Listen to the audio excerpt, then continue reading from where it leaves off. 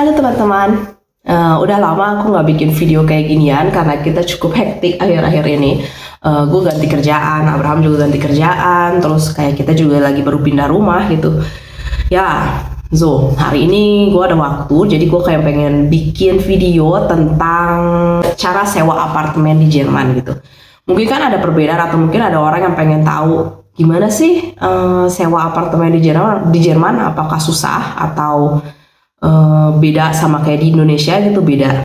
Yang pertama, kriteria orang yang boleh atau yang bisa mendapatkan wohnung gitu atau apartemen. Yang pertama, Nettogehalt atau gaji netonya 2-3 kali lipat lebih banyak daripada Warmmiete. Terus yang kedua, punya pekerjaan dan nggak lagi di Probezeit. Terus yang ketiga, biasanya tuh lebih meyakinkan kalau dua orang yang lamar untuk satu apartemen dibandingkan satu orang gitu, karena orang yang menyewakan tuh lebih ngelihat kalau dua orang tuh lebih sicher gitu atau lebih terjamin bahwa mereka akan bayar sewa per bulan tanpa 1 bulan pun nggak bayar gitu. Karena kalau satu orang kan misalnya lu gaji misalnya 1.000 gitu, harga sewa 500, berarti sisanya 500 buat makan gitu dan lain-lain. Maka penyewa tuh bakal ngelihat ini kayaknya bakal susah deh gitu. Sementara kalau dua orang misalnya 1.000 tambah 1.000 jadi 2.000, harga sewa misalnya 500, lu punya sisa 1.500, maka orang yang menyewakan rumah itu bakal ngeliat oke, ini lebih oke nih, dia bakal nggak akan mungkin dalam 1 bulan nggak bisa bayar gitu. Terus juga lebih bagus kalau misalnya lu udah nikah dan lu melampirkan juga surat kalau kalian udah nikah gitu. Ya, di Jerman bukan ngelihat kayak berarti mereka udah halal, mereka udah bisa tinggal bareng gitu. Enggak, di sini nggak ada yang peduli kayak gitu. Di sini lu misalnya belum nikah juga ya boleh-boleh aja tinggal bareng gitu. Tapi mereka dari sisi penyewa, mereka akan ngelihat kayak yang tadi gue bilang itu, 2 orang tuh lebih oke dibandingkan 1 orang. Dan kalau udah nikah tuh mereka lebih kayak ngelihat mereka ada komitmen gitu, kayaknya dalam beberapa tahun mungkin dalam beberapa tahun nggak ada kemungkinan buat pisah gitu kerasanya kalau udah nikah gitu. Jadi mereka bakal lebih ngasih ke orang yang udah nikah gitu biasanya. Dan yang terakhir, kalau benar-benar butuh, misalnya apartemen di Jerman itu yang ngincer itu satu apartemen bisa 50 orang gitu. Kalau di Indonesia kan misalnya orang lu butuh kontrakan, lu biasanya ngeliat-liat cari-cari rumah yang oke, begitu udah ada, lu ngobrol sama si orang yang punyanya, besok bisa masuk gitu. Kadang kan ada yang kayak gitu. Kalau di sini nggak bisa kayak gitu. Satu apartemen bisa yang cari itu bisa 50 orang yang ngincer. Jadi kita harus benar-benar tulis di Bewerbungsschreibennya, kayak benar-benar ditulis misalnya kenapa lu pengen pindah gitu. Misalnya pekerjaan lu sekarang jadi ada di kota itu gitu, jadi lu beneran butuh tempat tinggal di situ gitu. Atau misalnya karena sekarang lu jadi nambah satu anak gitu, jadinya lu butuh ruangan yang lebih besar gitu misalnya, atau yang lain-lain lah gitu. Pokoknya lu harus nulisin alasan kenapa lu pengen tinggal di tempat itu gitu.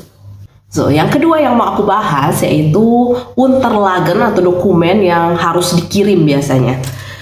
Yang pertama, Bewerbungsschreiben. Jadi kalau lu mau cari wohnung di sini atau cari apartemen, mau sewa apartemen di sini, udah kayak ngelamar kerjaan coy.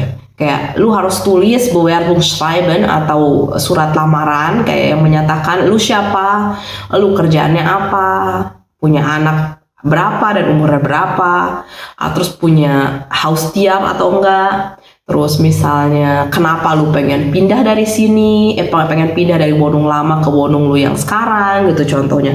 Kayak gitu semua ditulis di Bewerbungsschreiben. Dan itu harus benar-benar bagus bikinnya, karena kebanyakan juga dilihat dari situ, kayak mereka karena nilai gitu loh. Kenapa orang ini pengen pindah gitu loh. Terus yang kedua, slip gaji 3 bulan terakhir. Lalu Personalausweis atau paspor atau Aufenthaltstitel. Terus yang ketiga, Meldebescheinigung atau apa ya? Atau misalnya kalau di Jerman itu kalau lu udah tinggal di suatu tempat, lu harus harus masukin nama lu gitu, harus masukin alamat lu. Kayak sekarang misalnya gue tinggal di A dan gue harus datang ke BHRD setempat dan harus bilang kalau sekarang gue tinggal di sini gitu. Sekarang gue tinggal di sini dan jadinya akhirnya ada di daftar kalau gue tinggal di situ gitu. Nah, kertas itu harus dibawa juga, harus dikirimin juga. Lalu juga mit schulden Freiheit Bescheinigung, atau misalnya itu tuh berarti kayak misalnya lu udah pernah nyewa sebelumnya di apartemen yang sebelumnya, itu tuh kayak pernyataan dari orang yang menyewakan kalau lu tuh setiap bulan bayar sewa rumah tanpa ada tanpa 1 bulan pun yang nggak bayar tanpa keterlambatan gitu, atau nggak ada tunggakan gitu. Lalu ada Schufa-Auskunft. Schufa-Auskunft ini adalah kayak nilai lu, poin lu di Jerman gitu. Apakah lu pernah misalnya lu punya banyak kredit dan belum nggak bisa bayar, itu poin lu bakal kecil. Kalau misalnya uang lu nggak terlalu banyak di konto juga kadang-kadang masuk gitu. Terus misalnya berapa kredit yang lu punya, kayak misalnya mungkin lu lagi kredit mobil, lagi kredit motor atau apapun itu juga masuk di penilaian.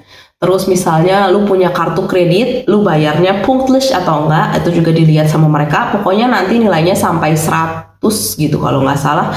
Dan lu jadi dapat nilai berapa sekian sampai sekian gitu. Gue lupa berapa, itu harus lihat di internet berapa poin-poin yang bagus atau yang jelek. Pokoknya selama lu masih di grüne Bereich gitu, kayak masih di batas zona hijau, kayak masih aman gitu. Lalu dan kalau yang terakhir juga bukan yang terakhir sih. Dan kalau butuh juga ada boleh sertain juga WBS kalau di Berlin. Namanya gue nggak tahu di kota lain ada WBS atau enggak, tapi kalau di Berlin ada WBS. Itu tuh untuk orang-orang yang penghasilannya sedikit. Mereka ada kriterianya berapa penghasilannya. Misalnya kalau lu cuma Alleinerziehend gitu misalnya, atau enggak papa dan mama kerja dan punya anak, berapa penghasilan yang bisa mendapatkan WBS ini. Apa sih WBS ini? Jadi lu bisa kayak dapetin WBS ini dari BHRD setempat.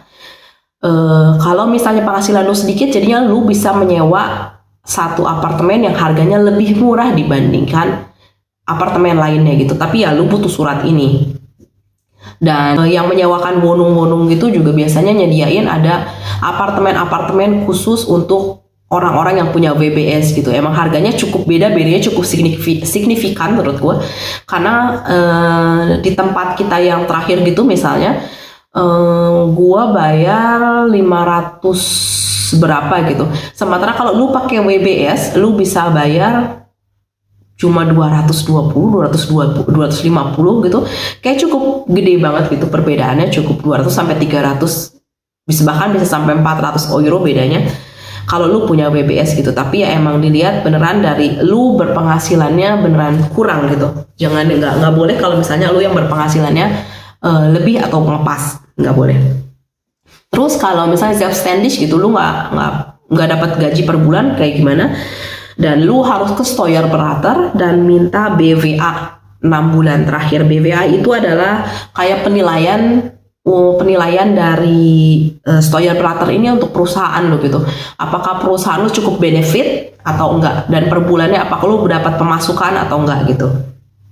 Terus kalau Azubi bisa melampirkan Ausbildungsvertragnya, terus beserta yang tadi gue udah sebutin itu juga, ditambah Bürgschaft itu, atau misalnya kayak surat yang menyatakan kalau lu punya penjamin, ya benar, penjamin. Bürgschaft itu kayak ada jaminan gitu. Kayak misalnya mungkin surat itu bisa dapat dari orang tua lu atau dari teman di Jerman gitu yang bersedia ngasihin Bürgschaft ini ke lu gitu.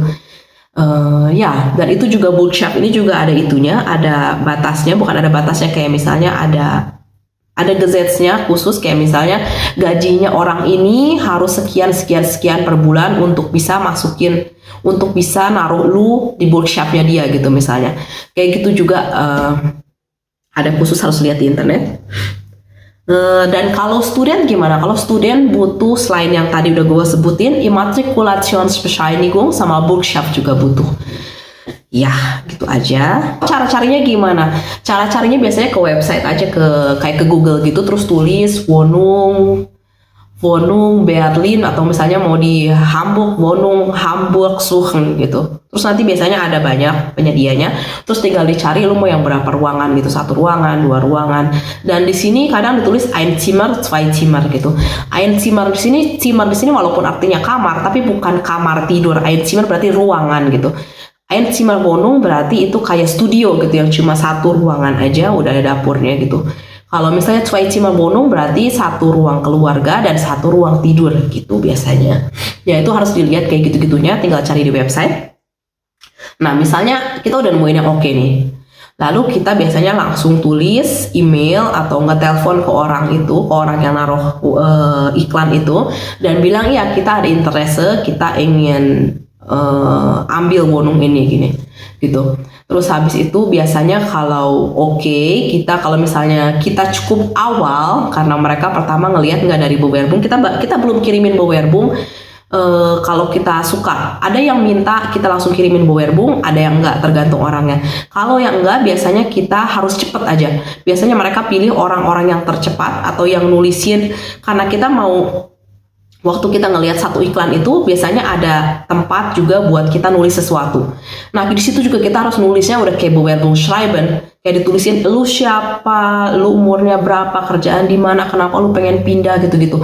Dan biasanya yang pertama kayak orang-orang yang paling cepat gitu, misalnya 10 orang atau 30 orang pertama itu yang bakal diundang buat Besichtigungstermin. Ya setelahnya kita akan diundang ke Besichtigungstermin, namanya Besichtigungstermin. Itu berarti kayak lu dikasih jadwal untuk ngeliat apartemen tersebut, oke nggak, cocok nggak buat lu gitu. Nah biasanya kalau dikasih Besichtigungstermin seperti ini, lu punya jadwal apapun hari itu kosongin aja. Bukan kosongin, maksudnya kayak lu harus bilang iya gitu. Kalau emang lu butuh banget Wohnung ini, walau misalnya lagi ditawarin Besichtigungstermin, bilang aja iya gitu, gue mau gitu.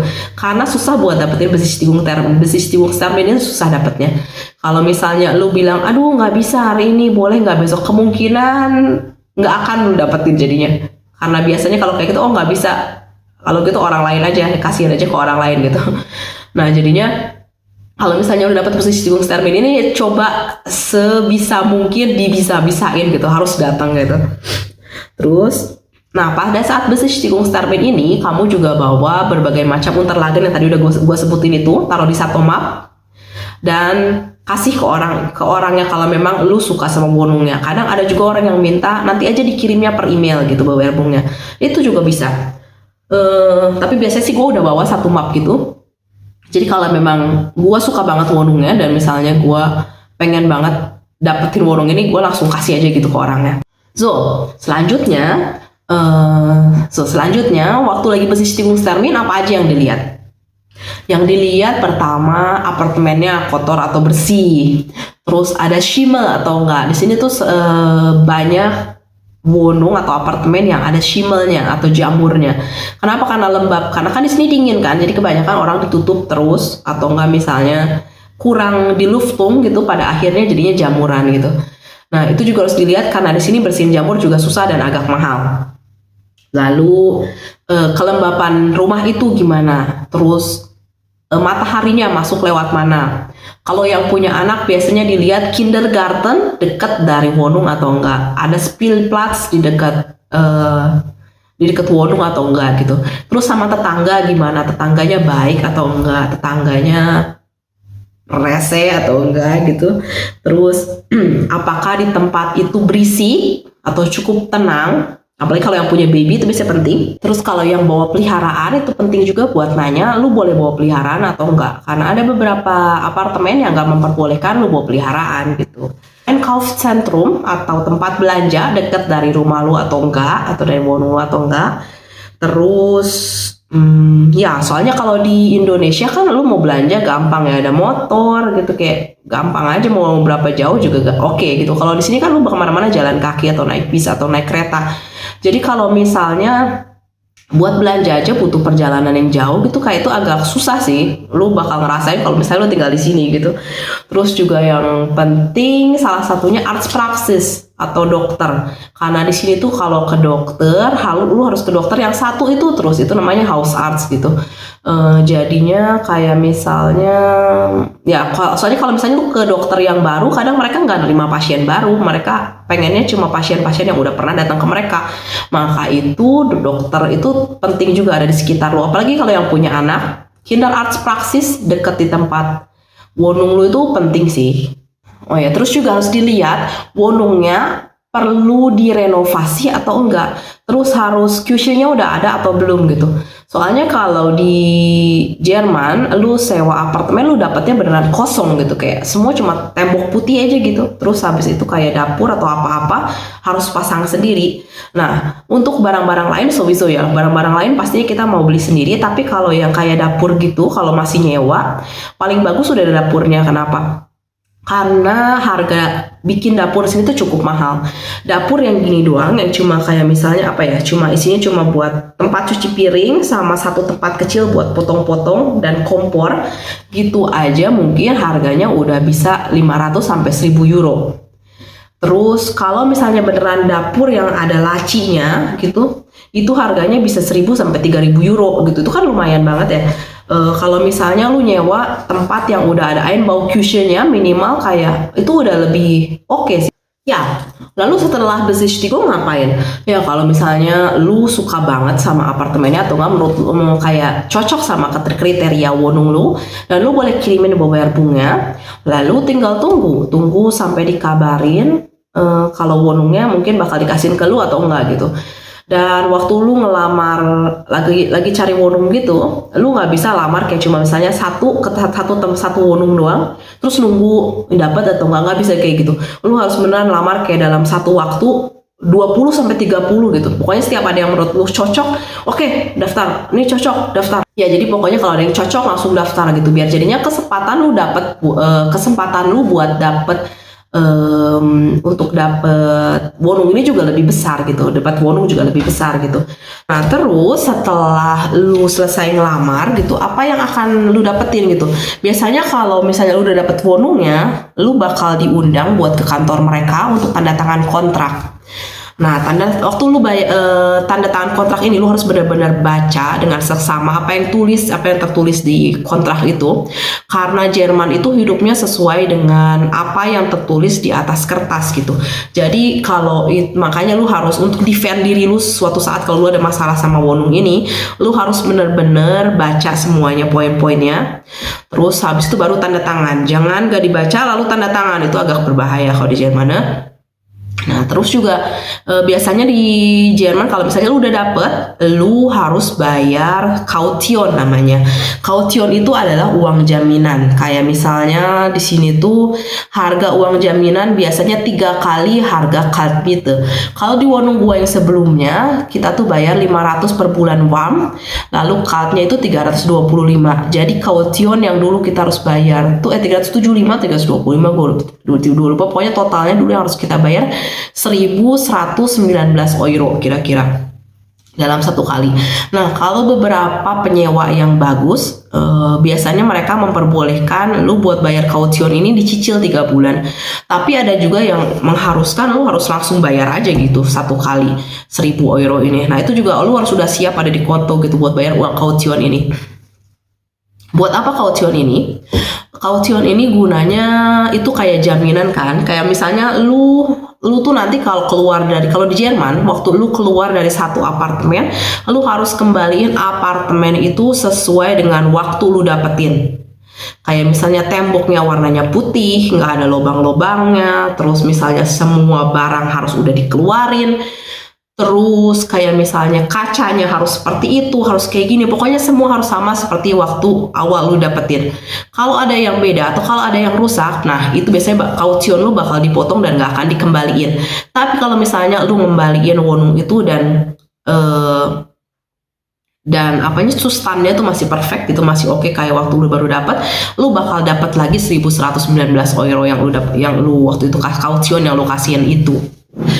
Nah, lalu makanya waktu dulu itu kalau kita mau keluar dari satu wonung itu biasanya kita sibuk bersihin wonung, sibuk tambal ini dan itu, terus habis itu kayak ngecat di mana-mana, terus apapun yang rusak kita bener-benerin gitu.